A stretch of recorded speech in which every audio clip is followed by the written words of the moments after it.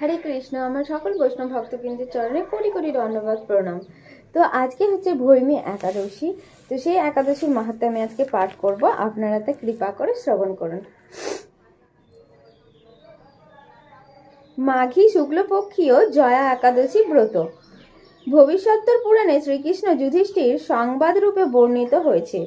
শ্রী গুরুর পুরাণে মাঘ মাসের কৃষ্ণ শুক্লপক্ষীয় একাদশী তিথি ভৈমী একাদশী নামে অভিহিত করা হয়েছে। কল্পনান্তে বিভিন্ন পুরাণে বিভিন্ন রকম নাম দেখা যায়। পদ্মপুরাণ অনুসারে জ্যৈষ্ঠ মাসে শুক্লপক্ষীয় একাদশী নামে পাণ্ডবা নির্জলা বা ভীমসেনী ভৈমী একাদশী। যুধিষ্ঠির বললেন, হে কৃষ্ণ, আপনি কৃপা করে মাঘ মাসের শুক্লপক্ষের একাদশী সবিশেষ বর্ণনা করুন। শ্রীকৃষ্ণ বললেন, হে মহারাজ, মাঘ মাসের শুক্লপক্ষীয় একাদশী জয়া নামে প্রসিদ্ধ। এই তিথি সর্বপাপ বিনাশী, সর্বশ্রেষ্ঠা পবিত্রা, সর্বকাম ও মুক্তি প্রদায়িনী। এই ব্রতের ফলে মানুষ কখনো প্রেতাত্মা প্রাপ্তি হয় না। এই একাদশী নিম্নরূপ উপাখ্যান শোনা যায়। একসময় স্বর্গলোকে ইন্দ্র রাজত্ব করছিলেন। সেখানে অন্য দেবতারাও বেশ সুখেই ছিলেন। তারা পরাজিত পুষ্প শোভিত নন্দন কাননে অপ্সরাদের সাথে বিবাহ করতেন। একদিন 50 কোটি অপ্সরার নায়ক দেবরাজ ইন্দ্র স্বেচ্ছায় আনন্দ ভরে তাদের নৃত্য করতে বললেন। নৃত্যের সাথে গন্ধর্বগণ গান করতে লাগলেন। পুষ্পদত্ত, চিত্রসেন প্রভৃতি প্রধান গান্ধর্বরাও সেখানে উপস্থিত ছিলেন। চিত্রসেনের পত্নীর নাম ছিল মালিনী। পুষ্পবন্তী নামে তাদের এক কন্যা ছিল। পুষ্পদত্তের পুত্রের নাম মাল্যবান। মাল্যবান পুষ্পবন্তীর রূপে মুগ্ধ হয়েছিলেন। পুষ্পবন্তী পুনঃ কটাক্ষ দ্বারা মাল্যবানকে বশীভূত করেছিলেন। ইন্দ্রের প্রতিবিধানের জন্য তারা দুজনেই সেই সভায় যোগদান করেছিলেন। কিন্তু একে অপরের প্রতি আকৃষ্ট থাকায় উভয়ের চিত্র বিভ্রান্ত হচ্ছিল। সেখানে তারা পরস্পর কেবল দৃষ্টিবদ্ধ অবস্থায় দাঁড়িয়ে রইল। ফলে গানের ক্রম বিপর্যয় ঘটল। তাদের এই রকম তাল মান ভঙ্গভাব দেখে তারা যে পরস্পর কামাসক্ত হয়েছে, দেবরাজ ইন্দ্র তা বুঝতে পারলেন। তখন তিনি ক্রোধবশে তাদের অভিশাপ দিলেন। হে মূঢ়, তোমরা আমার আজ্ঞা লঙ্ঘন করেছ। তোমাদের ধিক। এখানেই তোমরা পিশাচ যোনি লাভ করে মর্তলোকে নিজের দুষ্কর্মের ফল ভোগ করো। ইন্দ্রের অভিশাপে তারা দুজন দুঃখিত হয়ে হিমালয় পর্বতে বিচরণ করছিল। পিশাচত্ব প্রাপ্ত হওয়ায় তারা অত্যন্ত দুঃখ ভোগ করতে লাগলো। হিমালয়ের প্রচণ্ড শীতে কাতর হয়ে নিজেদের পূর্ব পরিচয় বিস্মৃত হলো।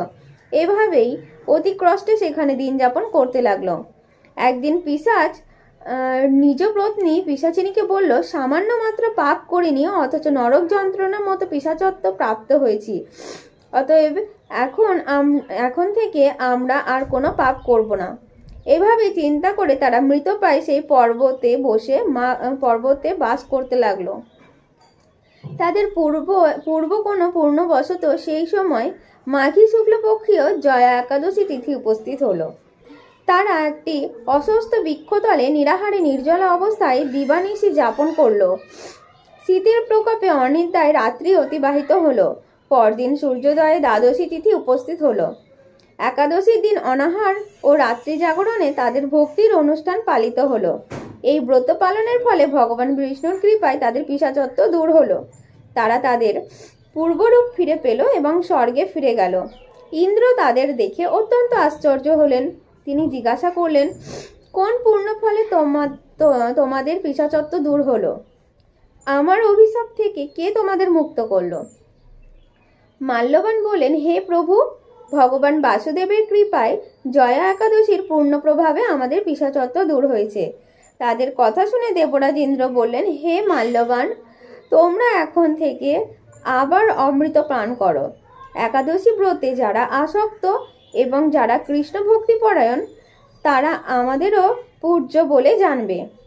এই দেবলোকে তুমি পুষ্পবন্তীর সাথে সুখে বাস করো।